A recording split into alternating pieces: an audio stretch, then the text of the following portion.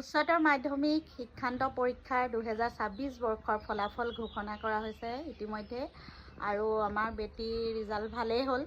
আৰু এই ভিডিঅ'টো ষ্টাৰ্ট কৰি আছোঁ নতুন প্ৰজন্মৰ কাৰণে যাতে সকলোৱে উৎসাহিত হয় সকলোৱে ভাল পায় যে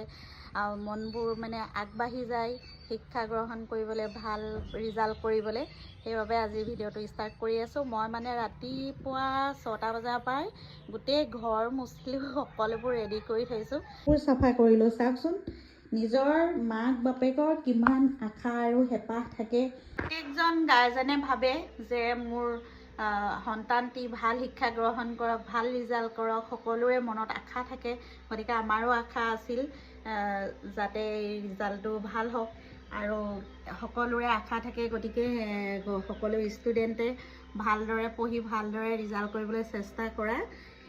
সেইটো কাৰণে মই ষ্টুডেণ্টসকলৰ কাৰণে এই ভিডিঅ'টো আজি ষ্টাৰ্ট কৰি আছোঁ বেটিয়ে চিন্তা কৰিছে ৰিজাল্ট কি হ'ব তাৰ লগতে মই আৰু মোৰ মানুহজনে ৰাতি টোপনি যোৱা নাই বাৰে বাৰে মানে চিন্তা হৈ আছে যে ৰিজাল্টটো কি হ'ব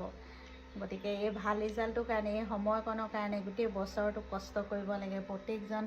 ছাত্ৰ ছাত্ৰীয়ে এই কথাটো চিন্তা কৰিব লাগে ছাত্ৰ ছাত্ৰীৰ লগতে যে গাৰ্জেনৰো বহুত আশা থাকে সপোন থাকে সেইবোৰ পূৰণ কৰিব লাগিব তোমালোক ছাত্ৰ ছাত্ৰীসকলে Hi guys, Ada video aku remote. Hey actually guys. Mobillah.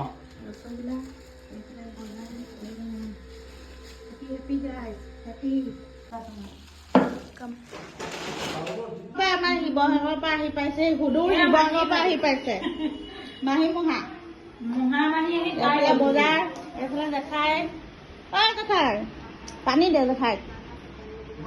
ভাগিনৰ ৰিজাল্টৰ খবৰ ল'ব আহি ঠিক চাগে